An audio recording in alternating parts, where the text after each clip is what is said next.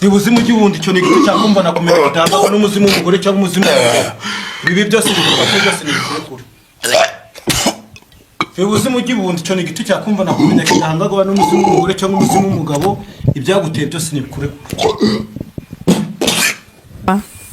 Ambwira ko hari umuganga yampuza nawe akamvura. Ubwo rero byabaye ngombwa ko nohereza umuganga ifoto kuri WhatsApp aramvura. Ubu kuva byarashize, ikindi cyanzanye umugabo wanjye yarantaye, niko gahinda mfite nicyo cyangijeje aha ngaha.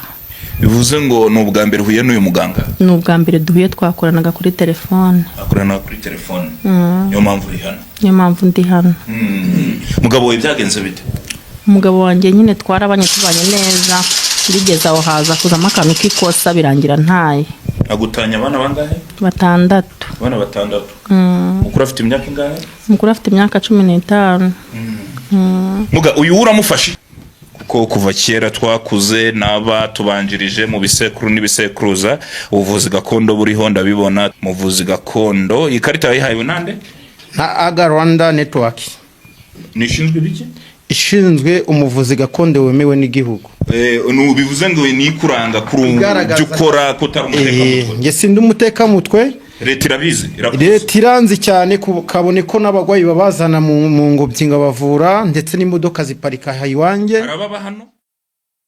Of course nizere ko mumeze neza cyane mu bice muherereyemo. Amahoro y'Imana akomeza kugenda abana namwe. Mwaradukunze mu biganiro bitandukanye twagiye dukora, tujya hirya no hino mu bihugu bitandukanye, tujya mu bice bitandukanye tugakora ibiganiro mukagenda mubikunda. Imana amahoro ikomeze ibahe amagara, ikomeze ibahe gukomera, ikomeze ibahe mikorere, ikomeze ibahe buri kimwe cyose mwifuza. Mu muco w'Abanyarwanda, umuco w'Abarundi muri Afrika y'Iburasirazuba hagiye humvikana abavuzi, abahanga, abavura gakondo cyangwa se bavura mu buryo bwa gihanga. Bamwe bakavuga ko ari ubutekamutwe, abandi bakavuza amarozi, abandi bakavuga ko ibyo bintu batabyemera, bagendera ku Mana, ndetse Imana ya Afrika, Imana y'u Burundi, Imana y'u Rwanda, Imana ya Uganda. Abenshi bagenda bayirukana bazana Imana y'abazungu.